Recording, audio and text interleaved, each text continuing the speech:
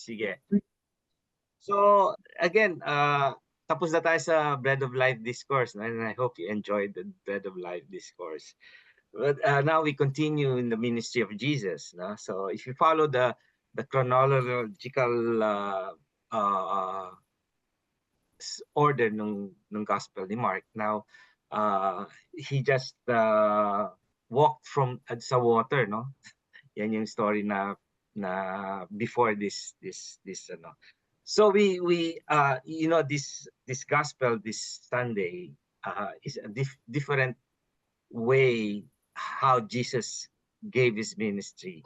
He highlighted the negatives, no? So if you notice, no, it's all isang part lang there. I saw positive, but it all are negatives, highlighting all the wrongdoings, no? But again, because of that, highlighting that, it one stood out. No? One thing stood out, which we'll discuss later. So again, he started with traditions. No, so the first point here is about traditions, which the Jewish people are very very strict about traditions. Bakit? Because most of the scriptures that they have. Remember the history of the Bible. It's all about oral traditions, rituals and traditions before it was written, no, into the scribes wrote it. So they were following laws based on hearsay. Nung time naman ni Moses, di ba? When Moses gave the law from the mountain, when he came down, he had about several tablets, no? Hindi lang dalawa. Sabi nung iba na nadapa daw siya at nabasag yung iba. Pero no, that was a joke. But again, there are several laws about the law of God. Okay.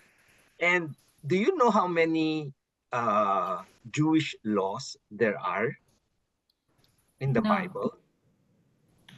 There are about 633 laws. If you identify that in Leviticus and Deuteronomy, no?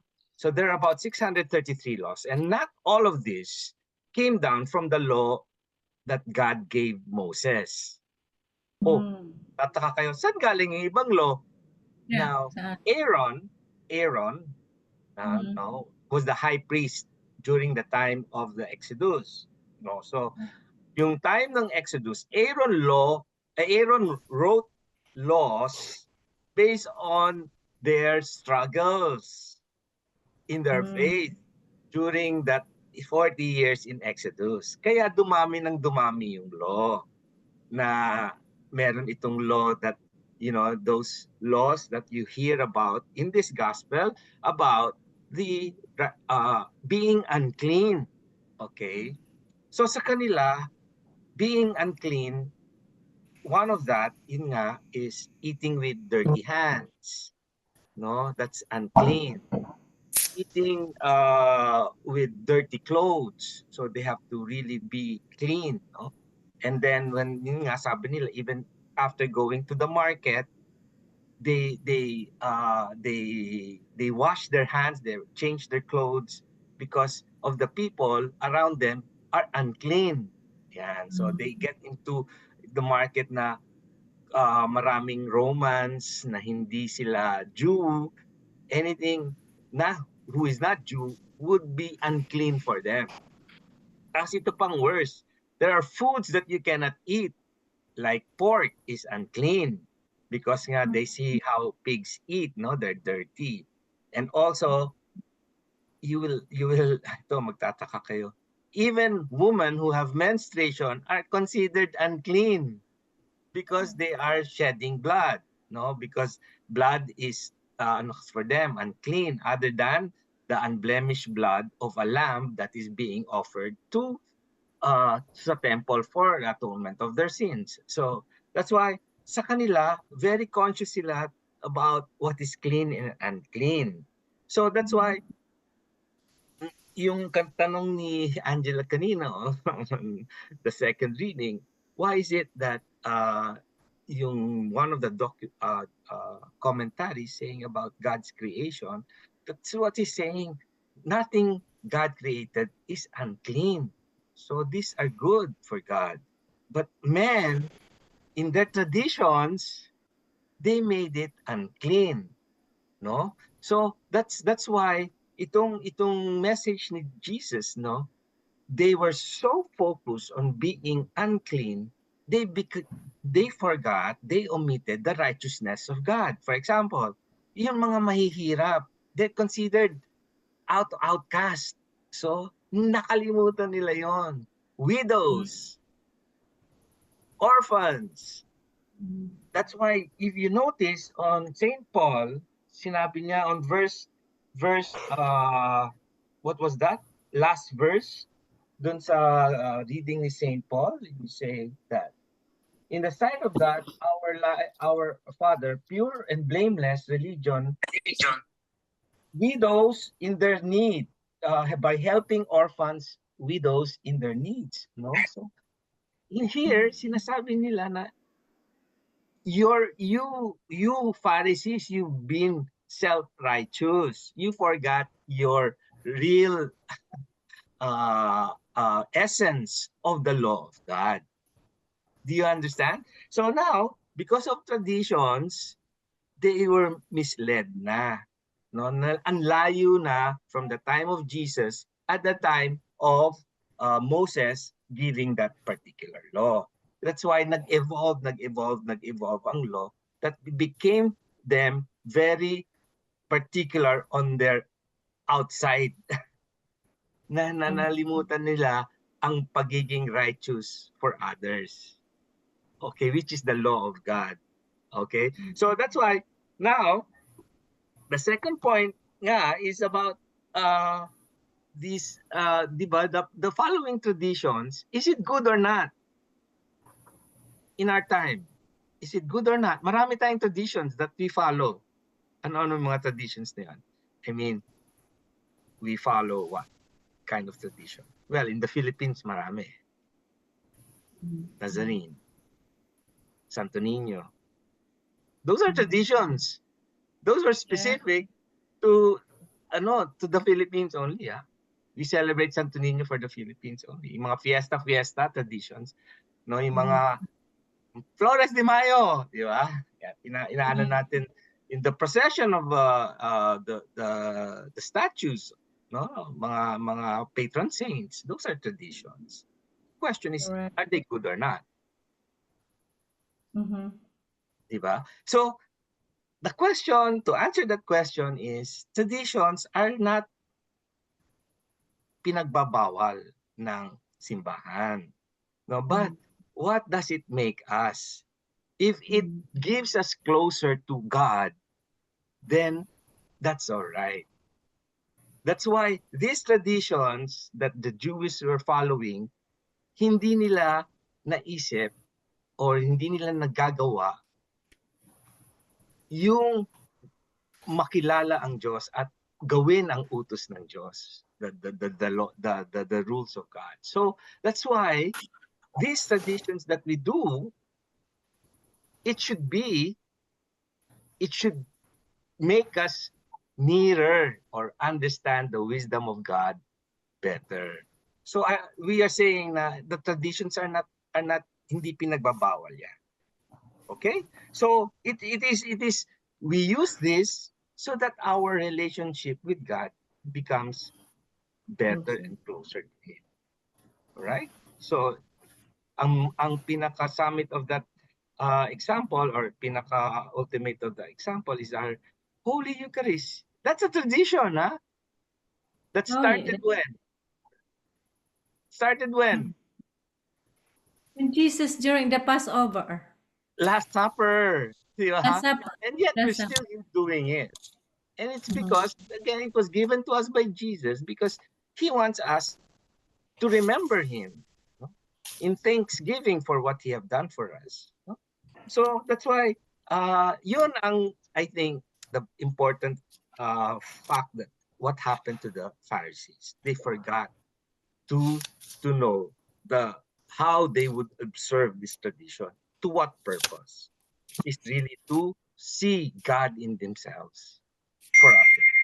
Now, we go to the second point, which is clean and unclean, no?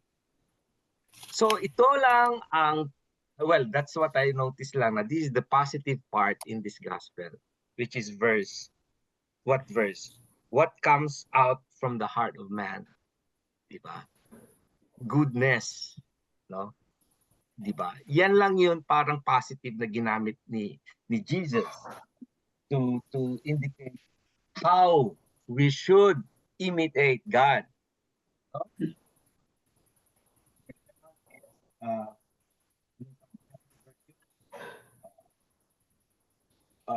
He said that,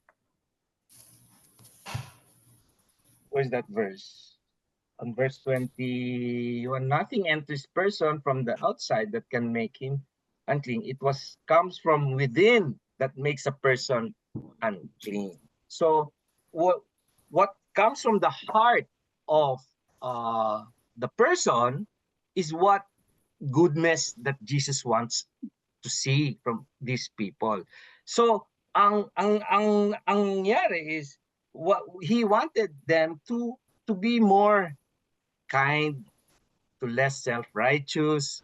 They wanted the Pharisees to realize that they are not for themselves but for others. No, so yung kanilang facade of being clean, mali ang kanilang purpose. Okay, so why is it that God wants to see goodness in them? Because yun nga, sabi dito sa first reading, we should obey the norms and laws of God. Nothing, no more, no less. Di ba sabi ni Moses yon? Huwag niyong dagdagan, huwag niyong babawasan.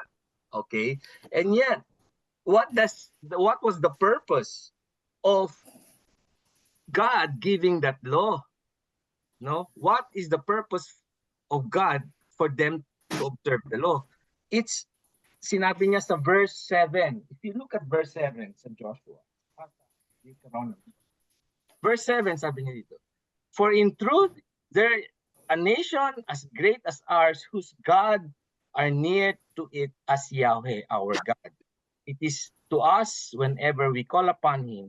And there is a nation as great as ours, whose norms and laws are just as these laws which I give you today. So what it actually says, it tells us that he gave us this law so that if you observe the law, people, other nations will see God in you. Okay, so that's why Jesus wanted them to realize that what comes from within is what they should do, which is goodness in their hearts, so that people will see God in them. So again, by observing the laws, we glorify what God is teaching us, so that others may see God in you. So we observe traditions to make us worthy in the eyes of God, and that we, other people, will see God in you, which is making us witnesses and testimony. Di ba? Sabi yan ni St. Paul. What did he say? Be doers, not only hearers.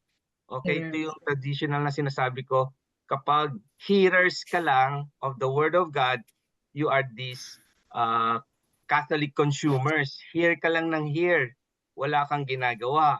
So when you are a doer, you are a producer.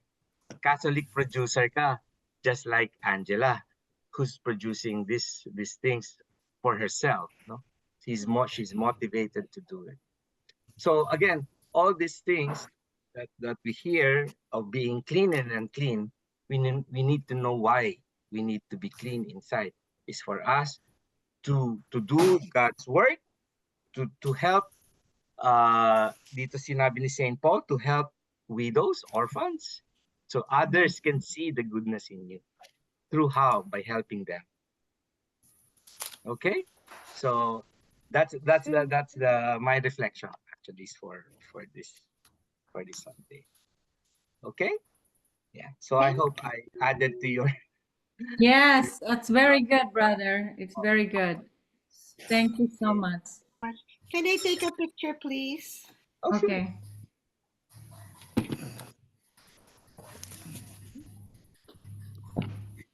Okay. Hold on, let me put my Bible.